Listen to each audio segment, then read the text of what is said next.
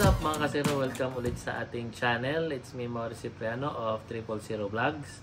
For today's video mga kasero, ipapakita ko sa inyo kung paano gamitin ang inyong Insta360 X3 camera mga kasero. But bago natin umpisahan, sa bago pa lang sa channel natin, don't forget to like, share, and subscribe. At mag-comment na rin kayo about sa camera na ipipicture natin ngayon mga kasero. At intro muna tayo.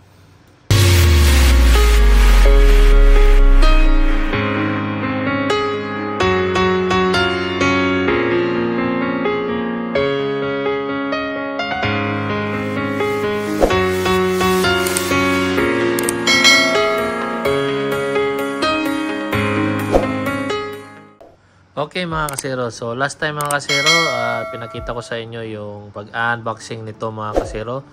Kaso lang hindi natapos natin yung mga kasero kasi lowbat yung ating unit. Okay? So simulan na natin mga kasero. So una, balikan lang natin kung anong nasa loob ng box mga kasero.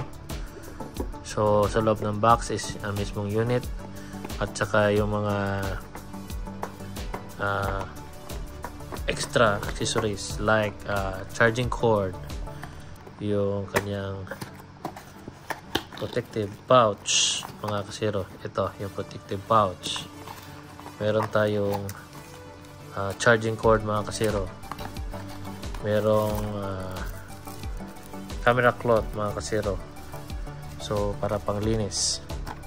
At saka merong mga manual mga kasero. Meron po tayong waterproofing what to know mga kasero. Meron tayong warranty. So ito yung warranty card mga kasero. So tago natin to para meron tayong warranty habang kasi bago pa yung unit natin. So meron din tayong safety guidelines sa ating unit mga kasero. Saka meron din tayong sticker. Yan. So yun yung laman ng ating box mga kasero. So next is ang ating unit mga kasero. So sa hindi nakapanood sa previous video natin mga kasero, so ito na po yung unit natin mga kasero. So as you can see, mayroon pa rin mga takip mga kasero. So papakita natin kung anong nasa ating unit mga kasero. Yan. So, ito pala yung camera niya mga kasero. Ayan. Yung camera sensor niya mga kasero. Tinawag tong 360 camera mga kasero kasi dito is mako-cover niya until 180 degree. Tsaka dito naman din sa kabila 180 degree mga kasero. So, ang resulta ng video is pag-isahin. Kaya nagiging 360 view sa paligid po natin pag ginamit natin tong Insta360 X3 camera mga kasero. Okay? So, sa labas mga kasero, we have like ito mga kasero, ito pala yung battery niya. So, kung paano i-open, kanunin lang natin. Okay? So, biglang magbubukas po yan mga kasero. So, ito yung battery natin mga kasero. Yan. So, meron nakalagay na up. So, hindi ito mabaliktad kasi at the same time meron lang siyang pin na kailangan ipasok doon sa ating camera mga kasero. Okay? So para ibalik mga kasero, at the same time pala sa loob mga kasero nandito yung SD card mga kasero, lalagyan ng SD card. Okay? So ipasok lang siya dyan at idiin lang mga kasero. So nakikita nyo ngayon yung kulay orange mga kasero. Ibig sabihin hindi pa yan fully lock. Okay? So pag nandyan, nakalock, totally fully lock na yan, seal na yan mga kasero at waterproof na. Okay?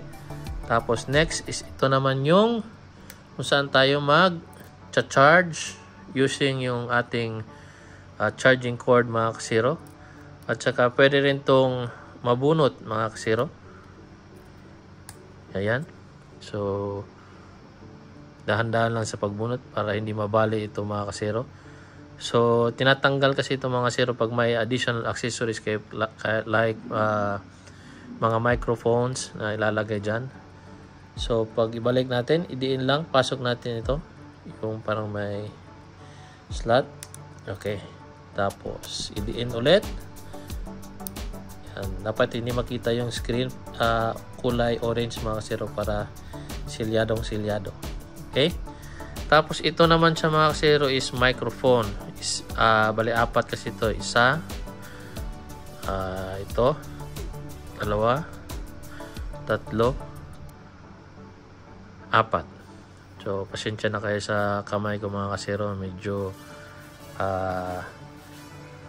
mabasa kasi galing kami sa labas kaya mga kasero, medyo mainit na kasi dito sa Qatar. Kaya nung pumasok kami sa loob, medyo malamig kasi siyempre yung aircon natin mga kasero. Okay, patuloy tayo mga kasero. So una, kunin na natin yung ating unit. Binali ko kasi kanina. So ngayon mga kasero, tanggalin natin tong mga naka-cellophane na naka-protect sa ating lens. Ayan, tanggal na natin. Ito sa kabila. Ayan mga kasero. Tapos ito sa screen natin. Ayan. Okay, so para naprotektahan po yung ating camera mga kasero, or yung sensor or your lens ng camera natin mga kasero, gagamitin po natin tong ating protective pouch mga kasero.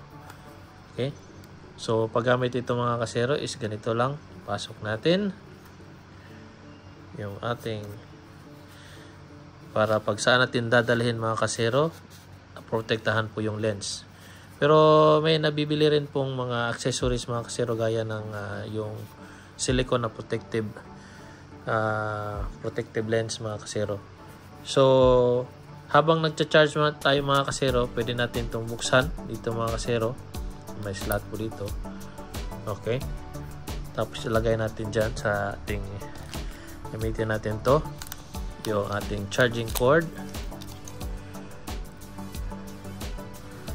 So lalagay natin dito sa ating power bank, or di kaya isasaksak natin sa ating mga outlet mga kasero. So pag nag-charge tayo mga kasero, makikita nyo kulay red, charging yan. Okay, pag wala nang ilaw mga kasero, ibig sabihin fully charged na po yung unit natin mga kasero.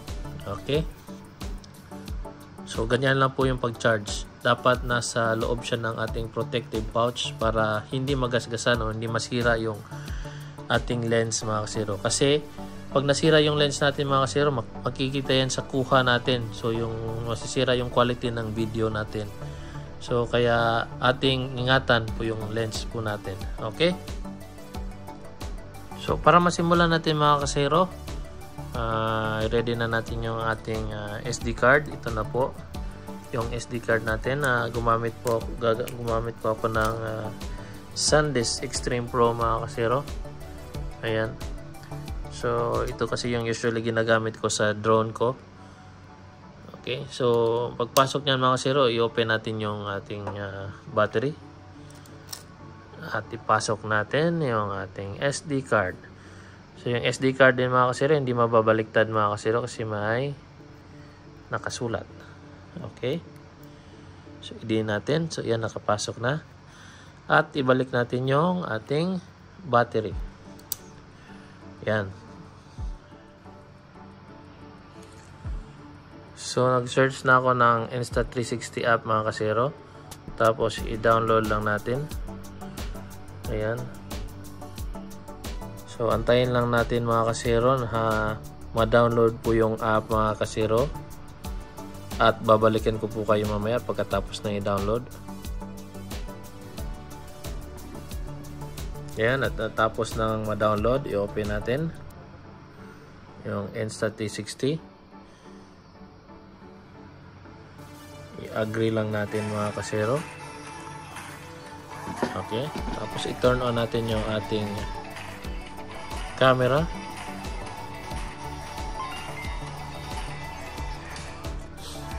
Okay, download the app sabi. Okay. yes lang natin. Tsaka i-on lang po natin lahat.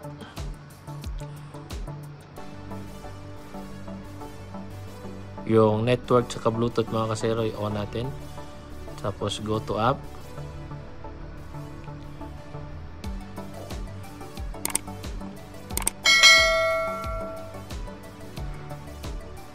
Allow. Tapos go to app. Okay. So ngayon mga kasero, meron na tayong connect app. So nakita natin. So i-connect natin yung ating Insta360 mga kasero. Ayan. Confirm connection on device. First connection must be confirmed on device. Okay. So dito sa atin camera, check lang natin. Okay. Para magko-connect na yung dalawang camera. Okay. I-join natin.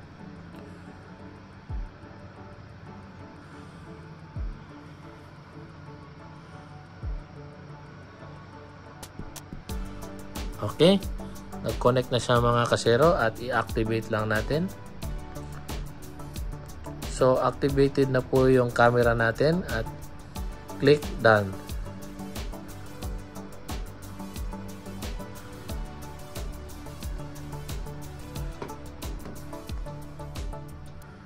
So, na-connect na siya mga kasero sa ating cellphone. At bago tayo magsimula, punta muna tayo dito sa ating settings. Naka-settings na pala to. So, para walang watermark po sa ating mga kuha mga kasero, i-turn off po natin to. Ayan.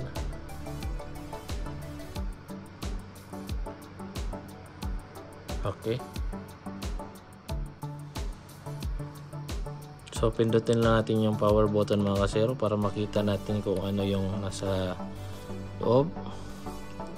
Kita natin yung screen natin. So, nakalagay dito slide auto. So, balikan natin mamaya.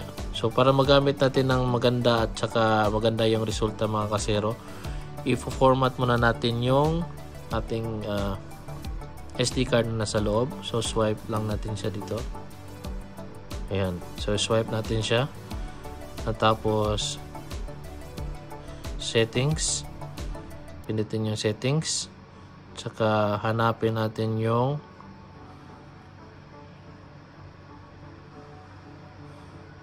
SD card. Ito mga kasero. So, format natin. So, i-check lang natin para ma-format.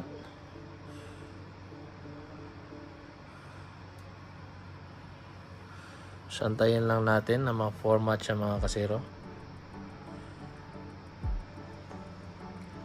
So, at na-format na po yung ating SD card. At balik po tayo sa main. Okay. So, ayan na po mga kasero. Okay. Sunod mga kasero is paano i-turn off yung ating turn and turn off yung ating unit mga kasero. So, pag turn off mga kasero, long press lang yung power button. Ayan. At saka matu-turn off na siya. Okay. So, pag turn on mga kasero, isang pindot lang. Yung kanina is long press. Yung pag turn off, ang turn on is isang pindot lang. Okay. Ayan, balik na tayo at na-turn on na po siya. Minsan din mga kasero, pag na-download nyo na at na-set up nyo na mawala yung watermark mga kasero, may mga notifications na lalabas na ganito mga kasero na new firmware found mga kasero. So, i-download lang natin yan mga kasero para maganda yung ating updated yung ating app mga kasero. So, the same time, yung nasa Insta360 natin mga kasero, update din sa mga kasero. The firmware is being upgraded. The camera will be automatically restart when it is finished. So, antayin lang natin mga kasero na matapos ang pag-download. Tingnan natin mga kasero. At sa ngayon, nandito na tayo sa 78% mga kasero. Malapit na. Konti na lang.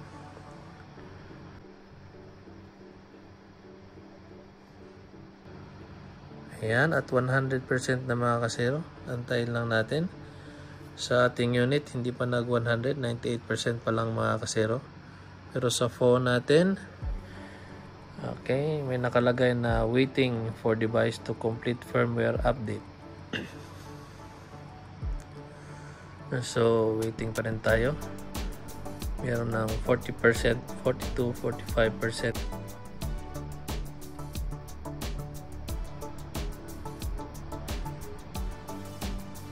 Okay. So, tapos na mga kasero at i-reconnect natin ulit yung ating device. So, ayan. Nag-restart na po yung camera natin. Yung Insta360 natin, nag-restart na.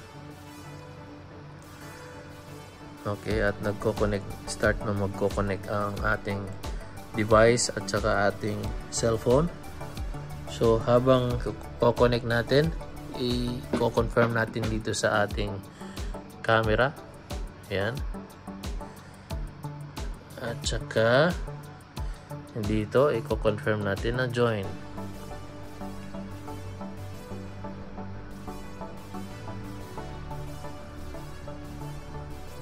Okay, at na-connect na mga kasero. So again, balikan natin sa settings kung meron namang na bago. Yan. Wala naman mga kasero. Yan, so watermark na turn off na natin mga kasero. Okay. So next mga kasero is itong button na nasa harap natin. Ito is yung ating shutter button mga kasero. Ito po yung magsa-start at magsa-stop ng video recording or picture.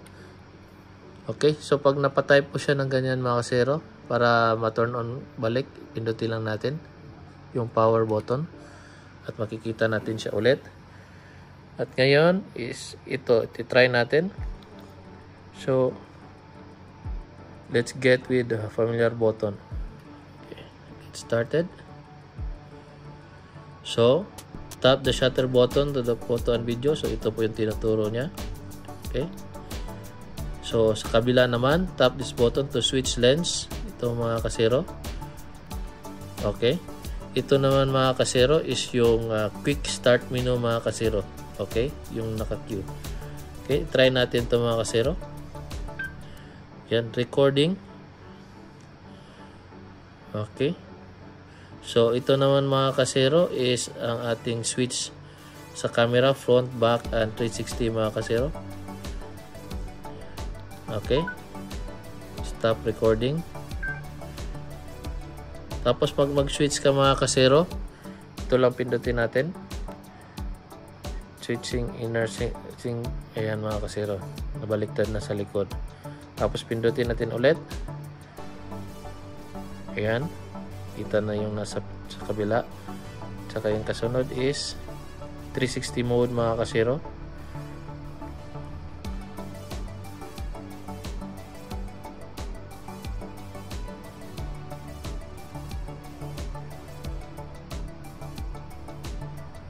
Ayan. So makikita na natin ang nasa likod.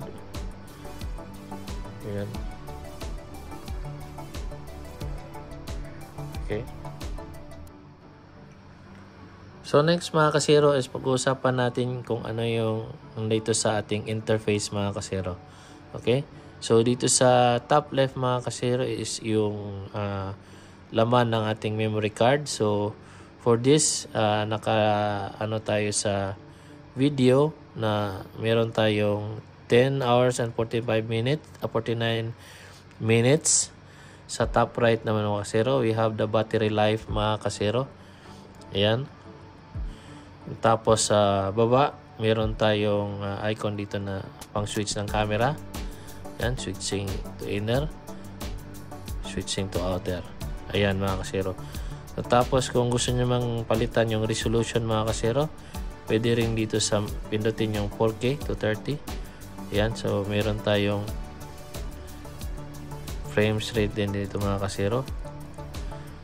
Okay, so depende po sa inyo mga kasero. Ayan. Okay. Okay. So ito naman, pindutin natin ulit para makita natin sa 360. Kung sa 360 mga kasero, we have 9 hours. So pwede rin natin palitan kung ano yung resolution na gusto natin. Meron tayong 4K, 3K, 5.7K. Meron ding frame rate na 30, 25, tsaka 24. Okay. Okay. So single lens, pareho lang din. So meron kang 10 hours and 49 minutes. Okay.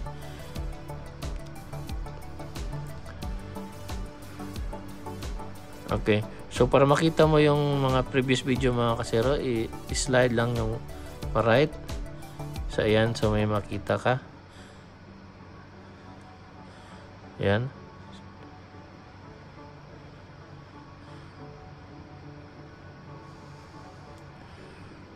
So mayroon siyang tutorial mga kasero. So kanina naka 360 po tayo. Pwede mong ikot-ikutin yung atin. Yan. Okay. So kung gusto nyo makita lahat ng icon ng ating mga video, pindutin lang yung nasa top left mga kasero. So far nga isa lang yung video ko. So kaya yan lang yung lumabas. Okay.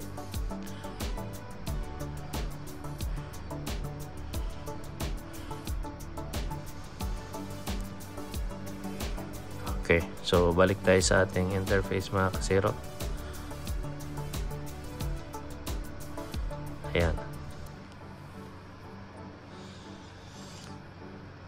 So kung gusto nyo mang palitan ng mode yung ating Insta360, pindutin lang yung camera dito sa gilid. So meron tayong sa taas, merong 360. Pindutin natin lahat. Merong 360 or single lens. Depende sa gusto nyo mga kasero. Video, me mode, meron ding loop record, meron ding photo. So kung napili nyo ito, pindutin lang yung gitna at maglo-load po yung ano natin. So kung picture mga kasero, we have 999. So palitan natin ulit. Gusto tayo sa video, again 10 hours sa me mode. So loop recording, photo. Okay. So sa 360 mga kasero, meron tayong HDR, time lapse, meron tayong time sweep, meron bullet time. Ayan. So makikita natin yan mga kasero. So meron ding star lapse, meron ding burst, meron interval, HDR photo at saka photo. So ito yung mga modes na nandun sa ating 360 mga kasero.